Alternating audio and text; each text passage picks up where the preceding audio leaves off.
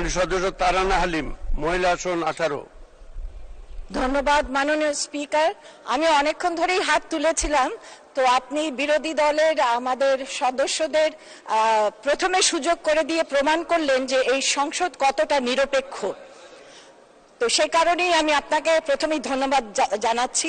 আমি point of অর্ডারে দাঁড়িয়ে ফিলিস্তিনি জনগণের উপর ইসরায়েলি বর্বরতার প্রতিবাদ এবং নিন্দা জানাচ্ছি। মাননীয় স্পিকার, এশিয়ার যতজন রাষ্ট্রনায়ক এই ইসরায়েলি বর্বরতা নিন্দা জানিয়েছেন এবং ফিলিস্তিনের পক্ষে দৃঢ় স্বরে তাদের পাশে দাঁড়াবার কথা বলেছেন, তাদের মধ্যে প্রথমেই যদি কারো নাম বলতে হয়, অন্যতম প্রথমেই আসেন মাননীয় প্রধানমন্ত্রী বঙ্গবন্ধু কন্যা শেখ হাসিনা। এই কথাটি আমাদের বারবার বলতে হবে। মাননীয় স্পিকার, তিনি বিভিন্ন ইন্টারন্যাশনাল কমিউনিটি কর্তৃক আয়োজিত সম্মেলনে এবং বিভিন্ন আন্তর্জাতিক সম্মেলনেও তিনি জোরালো কণ্ঠে এই বর্বরতা, নারী এবং শিশু হত্যার ইসরায়েলিদের এটার তিনি নিন্দা জানিয়েছেন। ফিলিস্তিনিদের স্বদেশ আবাসভূমি প্রতিষ্ঠার লড়াইয়ের পাশে দাঁড়াবার অঙ্গীকার করেছেন। এজন্য মাননীয় প্রধানমন্ত্রী শেখ হাসিনা বঙ্গবন্ধু কন্যাকে অসংখ্য ধন্যবাদ। মাননীয় স্পিকার, আপনি যদি ইউটিউব দেখেন, যদি আপনি দেখেন যে সেখানে কি অবস্থা বিরাজ করছে, কেবলমাত্র গাজা স্ট্রিপ, এই গাজা স্ট্রিপে যে নৃশংসতা চালানো হয়েছে এর কিন্তু বিভিন্ন দেশে প্রতিবাদ হয়েছে। আমরা ছোটবেলায় পড়তাম, সদা সত্য কথা বলিবে, কাহারও ক্ষতি করিবে না, পরচর্চা পরনিন্দা করিবে না, লোভে পাপ পাপে মৃত্যু, মানবিক হও। এখন এসব আদর্শ লিপির বাক্যগুলো যেন ব্যাক সিটে স্থান করে নিয়েছে। সে কারণেই দেশে দেশে যুদ্ধ, বিগ্রহ, মানুষ হত্যা, অমানবিক আচরণ, শিশু হত্যা, নারী হত্যা একে একে চলে আসছে। গাজা স্ট্রিপে 17,000 শিশু এখন আনঅ্যাকম্পানিড, অথবা পরিবার কোথায় তারা জানে না।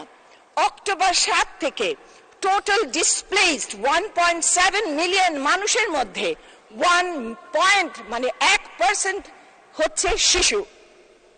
এখন পর্যন্ত 25,000 শিশু এতিম হয়েছে, 1,000 শিশুর অঙ্গহানি হয়েছে। অক্টোবর মার্চে 13,000 শিশু হত্যা করা হয়েছে নর্দার্ন গাজায়। অসাম্প্রদায়িকতার কথা কিন্তু বারবার বিএনপি বলেন, এবং সেইখানে আমরা কেন অসাম্প্রদায়িক এটার কথা বলেন, যদিও তারা মানসিকভাবে ভীষণই সাম্প্রদায়িক। আমাদের অসাম্প্রদায়িকতাকে তারা ধর্মহীনতা বলে ব্যঙ্গ করেন, বিদ্রূপ করেন। কিন্তু আজ পর্যন্ত একটি বারো কোন ফোরামে বিএনপির কোন নেতা, তাদের নেত্রী, তাদের কর্মী, কাউকে আমরা ইসরায়েলের এই বর্বরতার নিন্দা করতে দেখিনি। আমরা ফিলিস্তিনের জনগণের পক্ষে দাঁড়িয়ে কথা বলতে শুনিনি। মাননীয় speaker, Argentina, Brazil, India, Indonesia, Mexico, Russia, Saudi Arabia, south Africa, turkey, এমনকি অস্ত্র ব্যবসায় উৎসাহিত ইউএসএ সমর্থক ইউকেতেও কিন্তু রাস্তায় রাস্তায় প্রোটেস্ট হয়েছে। ছোট ছোট বাচ্চারা তাদের যে গ্রাজুয়েশনে, সেখানেও তারা কিন্তু ফিলিস্তিনের পতাকা ধারণ করে তারা কিন্তু দেখিয়ে প্রতিবাদ জানিয়েছে ইসরায়েলি বর্বরতার, এবং ফিলিস্তিনের পক্ষে তারা সমর্থন জানিয়েছেন। আমরা বাংলাদেশ আওয়ামী লীগ অসাম্প্রদায়িক রাজনীতিতে বিশ্বাসী। আমরা যখন অসাম্প্রদায়িকতার কথা বলি তখন বিএনপি ব্যঙ্গ করে যে মসজিদে মসজিদে নাকি উলুধ্বনি হবে। আমরা যখন অসাম্প্রদায়িকতার কথা বলি তখন তারা সেটাকে ধর্মহীনতা বলে। মাননীয় স্পিকার, জামাতের বিরোধিতা করা কোনোদিন ধর্মহীনতা নয়, কারণ জামাত সাম্প্রদায়িক রাজনীতিতে বিশ্বাস করে, তারা ইসলামের মূল্যবোধে বারবার আঘাত হানে। আজকে আমরা এখানে দাঁড়িয়ে বলতে চাই যে বিএনপি তাদের অবস্থান পরিষ্কার করতে হবে, তাদের নেতা কর্মীদের বলতে হবে যে তারা ফিলিস্তিনের পক্ষে আমাদের মাননীয় প্রধানমন্ত্রী যেভাবে উচ্চকিত হয়েছেন সেভাবে তারা উচ্চকিত হবেন কিনা, আর না হলে তাদের বলতে হবে যে তারা সুস্পষ্টভাবে ইসরায়েলের পক্ষ অবলম্বন করছেন।